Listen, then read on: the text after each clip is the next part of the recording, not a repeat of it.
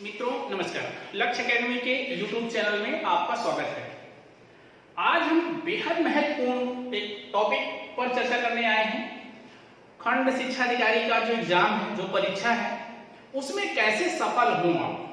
ठीक है, देखिए सभी ने वीडियो बनाया, सभी ने सिलेबस डाला, सब कुछ डाला, लेकिन हम इससे कुछ नहीं डिस्कस करेंगे आपसे। हम आपको वो प्लान बताएंगे जिससे आप 100% सफल हो जाएंगे। और कैसे सफल होंगे इसको भी बस वीडियो देखते रहिए और पूरा का पूरा प्लान समझ में आएगा। ठीक है, अभी तक आपने परीक्षा खूब तैयारी की और जैसे ही लॉकडाउन हुआ वैसे ही आपका एग्जाम बढ़ा, वैसे ही आप ठंडे हो गए, वैसे ही आप शिथिल पड़ गए और इसी समय आपको बहुत तेजी करनी थी। ढेर सारे मेरे पास फोन आ रहे हैं जो हमारे यहाँ बैच बच्चे थे, सभी कह रहे हैं सर क्या बताएं, पेपर तो टल गया। अरे पेपर टल गया तो क्या हो गया, आपके पास प्लान है और मैं आपको प्लान बता रहा हूं। इस प्लान से करिए खंड शिक्षा अधिकारी की तैयारी और ध्यान रखिएगा राजपत्रित अधिकारी होने जा रहे हैं। ठीक है, राजपत्रित, ठीक, और 4800 ग्रेड पे वाली नौकरी करने जा रहे हैं। 4800 ग्रेड पे प्रॉपर समीक्षा अधिकारी की पोस्ट होती है। ठीक है, यही पोस्ट समीक्षा अधिकारी के लिए होती है, यही वेतन। और इस वेतन पे राजपत्रित अधिकारी बनने के लिए थोड़ी मेहनत तो करनी पड़ेगी। अगर घर पे बैठे हुए हैं ये कहते हैं नहीं सर क्या बताएं, कैसे बताएं, कैसे करें, क्या करें, मैं आपको आज जो प्लान दे रहा हूं इस प्लान को आज से अपना लीजिए और फिर देखिए सफल कैसे नहीं होते हैं। पहली बात तो आपको पता ही नहीं है पैटर्न पूरा, अगर पता भी है तो किसी की जो है जहां पे स्टडी रूम है वहां लगा ही नहीं होगा। ठीक है, मैं आपको बता रहा हूं मित्रों, मैं बता रहा हूं, इसको गांठ बांध लीजिए। तो अगर आपने इस प्लान को फॉलो कर लिया तो बीओ में आपको कोई रोकने वाला नहीं है। आप प्री ही नहीं, प्री मेंस और फाइनल करेंगे। मैं आज आपको मेंस का भी प्लान साथ में बताऊंगा, कैसे आपको पढ़ना है वो भी बताऊंगा। ठीक है, तो जरा हम लोग देखते हैं कि कैसे हम लोग इसका प्लान करते हैं और कैसे हम इसमें सफल हो सकते हैं। देखिए मैंने आपको बताया कि एक इसमें प्रारंभिक परीक्षा होगी, ठीक है, प्रारंभिक परीक्षा, और एक मुख्य परीक्षा होगी, मुख्य परीक्षा। ठीक, ये 400 अंकों की होगी और ये 300 अंकों की होगी। ठीक है, मेन वो है, इसी के अंक आपके जो है निर्धारित करेंगे कि आप सिलेक्ट हो रहे हैं कि रिजेक्ट हो रहे हैं। ठीक, अब देखिए जो प्रारंभिक परीक्षा में पूछा जाएगा, जो सिलेबस है जीएस का, ठीक है, इसमें ओनली जीएस आएगा और इसमें जीएस हिंदी प्लस निबंध आएगा। सिलेबस सभी के पास में होगा, ऐसा कुछ है नहीं, मैं कुछ नया नहीं बताऊंगा, बस आपको प्लान बताऊंगा कि इस प्लान से चलिए और आप देखिएगा, आप समझिए। पहले देखिए जो जीएस के चैप्टर है प्रारंभिक परीक्षा में, जो चैप्टर है क्या, भारतीय इतिहास, इतिहास हो गया, भूगोल हो गया, राज्य व्यवस्था हो गई, अर्थव्यवस्था हो गई, आदि आदि आदि, यहां से लेकर के यहां तक जितने भी ये चैप्टर यहां हैं उतने ही यहां पर हैं। बस दो चैप्टर आपको अलग से देखना है। ठीक है, दो चैप्टर, और ध्यान रखिएगा ये परीक्षा तो ऑब्जेक्टिव होगी, ऑब्जेक्टिव होगी, और ये परीक्षा क्या होगी, सब्जेक्टिव होगी, अर्थात लिखित होगी, लिखित होगी। सिलेबस सेम है, बस दो चीज का अंतर है। आप प्रारंभिक परीक्षा में क्या पढ़ते हैं, आप रीजनिंग भी पढ़ते हैं और गणित भी पढ़ते हैं, मैथ, ठीक है, मैथ भी पढ़ते हैं और रीजनिंग, ये अलग से यहां पर पढ़ेंगे। और ये चैप्टर मेंस में नहीं है, ठीक है, यहां पर जीएस में नहीं है, लेकिन इसमें दो चैप्टर अलग से बढ़ जाते हैं। ठीक है, दो चैप्टर अलग से बढ़ जाते हैं, वैसे बढ़े कुछ नहीं, आप प्रीमियम को पढ़ेंगे, लेकिन दो चैप्टर कौन से बढ़ जाते हैं, पहले हम जीएस की चर्चा कर लेते हैं, फिर निबंध की चर्चा करेंगे। दो चैप्टर बढ़ जाते हैं, एक अंतरराष्ट्रीय मामले व संस्थाएं, ठीक है, ये एक, और दूसरा इसी में बढ़ जाता है शिक्षा में अद्यतन विकास। ठीक है, शिक्षा क्षेत्र में, शिक्षा में अद्यतन विकास, यही दो चैप्टर यहां पर अधिक हो जाते हैं और यहां पर ये घट जाते हैं। तो प्रारंभिक परीक्षा में आपको जीएस पूरा पढ़ना है, जो मेंस में पढ़ना वही प्री में पढ़ना है। और मैथ और रीजनिंग ये मेंस में नहीं आएगी, मेंस के एग्जाम में नहीं आएगी, जो मेंस का एग्जाम लिखित होगा उसमें नहीं आएगी। अब देखिए आपकी तैयारी क्या है, आप लोग प्री की तैयारी किए, ठीक है, क्योंकि टाइम कम था और आप खूब तेजी में लगे रहे, और जैसे ही लॉकडाउन हुआ, पेपर आपका पोस्टपोन हो गया, आप ठंडे हो गए। आपको ठंडे नहीं होना है, क्यों? क्योंकि मेंस की तैयारी तो पूरी अभी बाकी है ना। मेंस की कौन करेगा भाई? ये 400 अंकों का है, जहां से डिसाइड होना है कि आप बीओ बनेंगे कि नहीं बनेंगे। और ये 400 अंकों की परीक्षा आपको इसी के जस्ट 2 से 3 महीने बाद देनी है। और जो समय आपका मिल गया है, मैं उन भाई बहनों के लिए बता रहा हूं, बहुत गोल्डन चांस है। फॉर्म भर गया है, एग्जाम डिसाइड था, एग्जाम होगा, 100% होगा, और 309 पोस्टें हैं, ठीक है, और बहुत अच्छी पोस्टें हैं, ध्यान रखिएगा। तो ये तो आपको सोचना है कि हम इस समय को कैसे यूटिलाइज करें। मेंस की तैयारी करिए ना प्री के साथ में। आपने जीएस पूरा पढ़ लिया प्री का, अब जब आपने जीएस पूरा पढ़ लिया तो क्या मेंस की स्टार्टिंग की, मेंस की पढ़ाई इसी के साथ शुरू की। और मेंस में बता रहा हूं कैसा क्या शेड्यूल होता है और कैसे उसको करना है आपको, ठीक है। मेंस में जो जीएस होगा ये ऑब्जेक्टिव होगा और ये सब्जेक्टिव होगा, ठीक है। इसमें जो जीएस आएगा यही क्वेश्चन होंगे, वही इतिहास, वही भूगोल, वही इतिहास, वही जो है राज्य व्यवस्था, वही अर्थव्यवस्था, वही करंट अफेयर्स, वही यूपी स्पेशल, ठीक है, और वही पर्यावरण पारिस्थितिकी।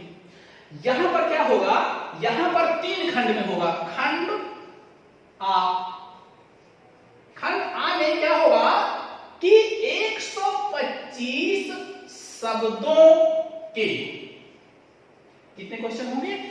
10 प्रश्न होंगे 125 शब्दों के। लिखने का अभ्यास किया क्या? किसी ने शुरुआत की हो बताइए? घर बैठे हो, टाइम नहीं करता है, कहते हो क्या लिखने की शुरुआत की? नहीं। लिखना क्या है? वही जो आपने जीएस पढ़ा है वही लिखना। मैं अभी क्वेश्चन बताता हूं, मेंस में क्वेश्चन कैसे आएंगे, किस तरह से आएंगे और कैसे उनको लिखना है, लिखने की पूरी टैक्टिक्स हम आपको बताएंगे, ठीक है। उसके बाद में खंड बा, ठीक है, खंड बा में भी 10 प्रश्न होंगे, ठीक है, लेकिन इसकी शब्द सीमा कितनी होगी? 50 शब्द। इसका मतलब क्या है? 125 का मतलब है कम से कम 13 से 14 लाइन। नॉर्मल जो एवरेज लिखते हैं, एवरेज अक्षर मतलब ज्यादा बड़े नहीं बनाते हैं, तो एक लाइन में कम से कम 10 आते हैं। 125 शब्द लिखना है तो कम से कम 13 से 14 लाइन में हो गया ना। उसी तरह यहां पर 50 मतलब 5 लाइन। अब 5 लाइन में अगर कोई आता, जैसे आता है लखनऊ समझौता, इतिहास का क्वेश्चन है लखनऊ समझौता, ठीक है, या साइमन कमीशन,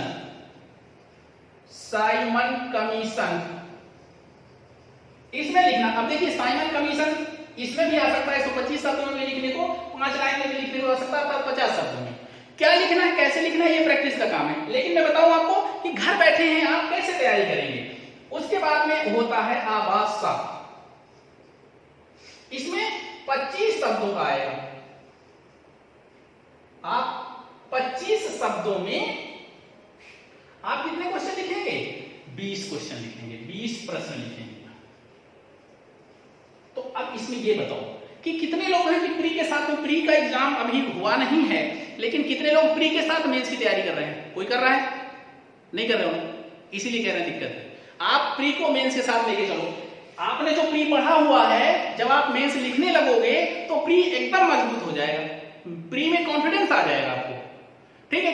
इसके साथ जो भी आपने पढ़ा, जैसे भी आपने तैयारी की, हमारे जो संस्थान के हैं मैं उनको हिदायत दे रहा हूं कि आप लोग लापरवाही मत करिए, बिल्कुल बर्दाश्त नहीं है, और आप आंसर राइटिंग करिए।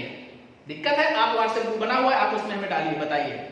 और जितने लोग भी वीडियो देख रहे हैं वो सभी लोग कर सकते हैं। आपका नंबर हमारे चैनल पर मिल जाएगा, आप हमें पर्सनली आप मैसेज कर सकते हैं, लिख करके आंसर दिखा सकते हैं, ठीक है। अब देखिए क्वेश्चन कैसे आएंगे, जैसे लिखना है आपको, जैसे पढ़ना है आपको, तो यहां से क्वेश्चन जो बनेंगे 125 शब्द, 50 शब्द और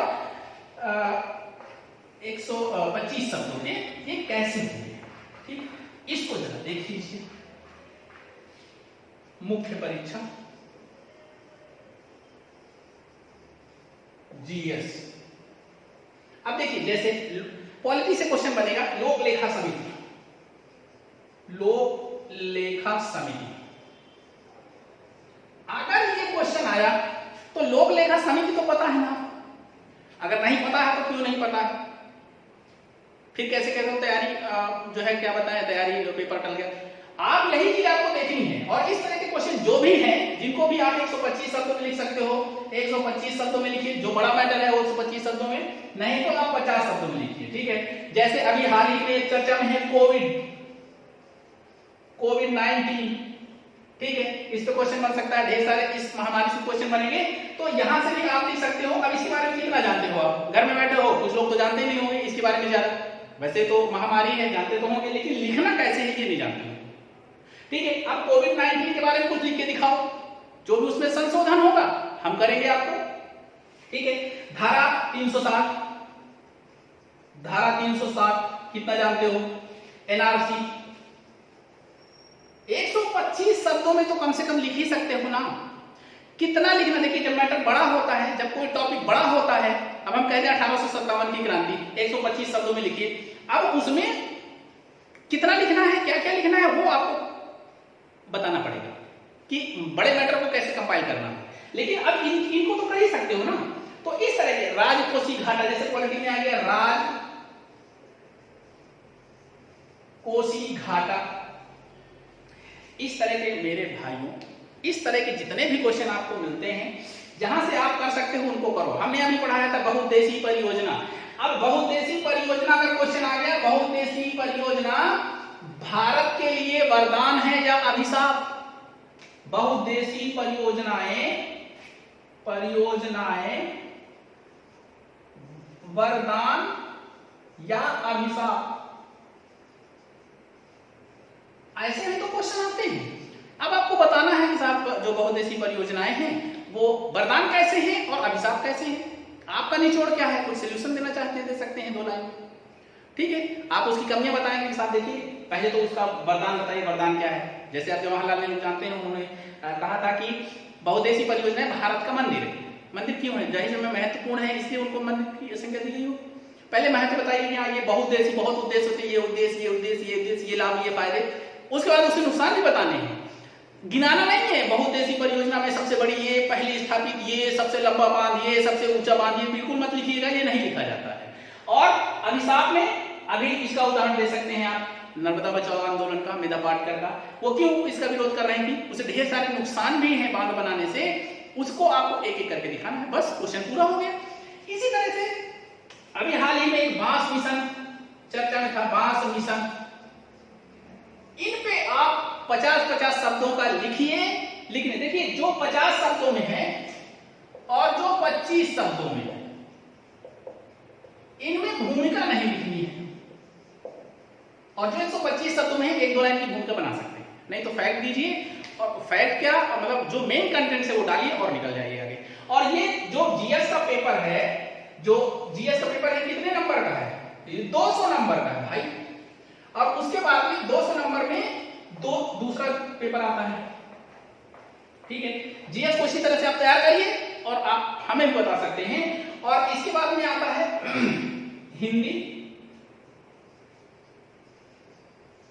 हिंदी का 100 नंबर का, और निबंध ये भी 100 नंबर का। अब देखिए ये कितना आसान है, पेपर पास करना बेहद आसान है, बता रहा हूं बेहद आसान है। बस आप उसको सीरियस ले लो और अपने 24 घंटे के मात्र 4 घंटे दे दो, बीओ की परीक्षा 100% निकलेगी। अब देखिए सामान्य हिंदी में पूछा क्या जाएगा, मैंने आपको समीक्षा अधिकारी का सिलेबस डिस्कस करते समय बताया था कि इसमें सबसे पहले यहां पर एक गद्यांश आएगा, ठीक है, गद्यांश आएगा, और इसमें क्या शीर्षक बताना है, ठीक है, सारांश लिखना है, ठीक है, शीर्षक बताना है और सारांश लिखना है। सारांश मतलब संक्षेपण, और कुछ अंश दिए होंगे, रेखांश दिए होंगे, रेखांकित अंश, उनकी जो है व्याख्या करनी है, ठीक है। एक क्वेश्चन पूरा हिंदी का 20 नंबर देगा। उसके बाद इसी में हिंदी में ही गद्यांश के बाद हमने आपको बताया था लेटर ड्राफ्टिंग का। हमारे कोचिंग में जो कराया जाता है 2 दिन में लेटर ड्राफ्टिंग खत्म हो जाएगी। लेटर ड्राफ्टिंग भी तीन पार्ट में है। इसमें है शासकीय और अर्धशासकीय पत्र में एक आपको लिखना है। इसमें है कार्यालय या विज्ञापन कार्यालय आदेश में एक चीज लिखनी है आपको, और इसमें जो है लिखना है परिपत्र, विज्ञप्ति और परिपत्र। तो ये भी पूरा कंप्लीट हो गया दूसरा सेक्शन लेटर ड्राफ्टिंग का। इसमें आपको अगर कोई दिक्कत है आप 1 या 2 क्लास ले लीजिए, कंप्लीट हो जाएगी पूरी। उसके बाद में है हमने आपको तीसरा फैक्ट बताया हिंदी में, इसमें है हिंदी से अंग्रेजी, हिंदी से अंग्रेजी। अब ध्यान रखना हिंदी से अंग्रेजी जो समीक्षा अधिकारी में था उसमें आप करते थे शब्दों को चेंज, प्रशासनिक शब्दावली। इसमें आपको वाक्यों को अर्थात अनुवाद करना है, इतना करना बस। 3 चीजें यही मेन है हिंदी में। उसके बाद सब सरल है। क्या आप विलोम शब्द पढ़ते हैं, पूछा जाएगा। पर्यायवाची पढ़ते हैं, पूछा जाएगा। लगातार हमारी क्लासें भी आपको प्रोवाइड हो रही हैं, ठीक है। तत्सम तद्भव पूछा जाएगा। वर्तनी शुद्धि पूछी जाएगी। वाक्य क्रम पूछा जाएगा। क्रियाएं, वर्णमाला, संधि, समास, अनेकार्थी, अनेक शब्दों के लिए एक शब्द, ये पूछे जाएंगे। यही चैप्टर में है आपके। 100 नंबर की हिंदी खत्म। कहां कठिन है बताओ जरा। उसके बाद फिर निबंध आएगा, 100 नंबर का निबंध। इतना इजी निबंध आपको कहीं नहीं मिलेगा। निबंध हम बता रहे हैं आपको, निबंध बहुत आसान है। बस निबंध में हम एक दिन की क्लास आपको लेंगे, निबंध की कैसे आपको लिखना है अभी से प्रैक्टिस करना शुरू कर दीजिए। देखिए इसमें 2 खंड होंगे, निबंध के 2 खंड होंगे और दोनों खंड में 3 से 4 टॉपिक होंगे। जैसे इसमें पहला टॉपिक वही होता है साहित्य एवं संस्कृति, और एक ही टॉपिक पढ़िए, उसी से कम 4 निबंध तैयार कर लीजिए। अभी देखिए कैसे हो जाता है। 4 निबंध की फॉर्मेटिंग कर लीजिए, हम आपको बताएं कैसे फॉर्मेटिंग होगी, ठीक है। दूसरे नंबर पर इसी में राष्ट्रीय विकास योजनाएं, राष्ट्रीय विकास योजनाएं, ठीक। आपका इंटरेस्ट है आप इससे ले सकते हैं, ठीक। उसके बाद में इसमें आएगा राष्ट्रीय और अंतरराष्ट्रीय महत्वपूर्ण घटनाएं, राष्ट्रीय अंतरराष्ट्रीय समसामयिक मुद्दे। ये थोड़ा सा आपको ज्यादा पढ़ना पड़ेगा, करंट अफेयर्स की घटनाएं, ठीक है। इसका दूसरा जो पार्ट है, एक क्वेश्चन जहां से सिर्फ एक निबंध करना है, एक, ठीक है। और ध्यान रखना 2 निबंध लिखोगे 100 नंबर मिलेगा, 50-50 का एक निबंध होगा। इसलिए बहुत अच्छा नंबर ये आपको दिला सकता है फाइनल सिलेक्शन के लिए। प्री तो आपका निकल ही जाएगा। अगर आपने मेंस की तैयारी अभी शुरुआत कर दी तो प्री कोई नहीं रोक सकता आपका, ये ध्यान रखिए। चलिए अब देखिए सेकेंड पार्ट में क्या है। सेकेंड पार्ट में क्या है, विज्ञान एवं पर्यावरण, विज्ञान एवं पर्यावरण बहुत क्वेश्चन बनता है, ठीक है। प्राकृतिक आपदाएं, प्राकृतिक आपदाएं और कृषि उद्योग एवं व्यापार, ठीक है। कृषि उद्योग एवं व्यापार पूरा पेपर 400 का हो गया। अब कहां प्रॉब्लम है आपको बताओ। अब पढ़ना ही नहीं चाहोगे तो क्या करेगा कोई, बताओ। आप घर बैठे हो, आप सोचो कि हमें इसी बार बीओ बनना है, अगले चांस को छोड़ना ही नहीं है। ढेर सारी बहनें हैं, ढेर सारे भाई हैं जो सर्विस में थे, कोई बेसिक शिक्षा में है, कोई कहीं पर है, कोई कहीं पर। जब क्लास थी तब ढेर सारा रोना था, क्या बताएं सर टाइम नहीं मिलता है, हम तो छुट्टी लगा के आए हैं, हम तो ये छुट्टी सीसीएल लेके, हम लोग ये छुट्टी लेके। अब छुट्टी मिल गई है फाइनल। अगर आपके अंदर ये जगह था कि नहीं हमें बीओ बनना है, और वो जोश अगर ठंडा हो गया तो ये वीडियो जरूर देखिए और इसको फॉलो करिए। जीएस में 200 नंबर में कम से कम आपके 150 नंबर आएंगे, मेहनत करेंगे तो। हिंदी में 100 में कम से कम आपके 70 से 80 आएंगे, निबंध में 100 में भी ऐसे 70-80 आएंगे। 100% सिलेक्शन हो जाएगा।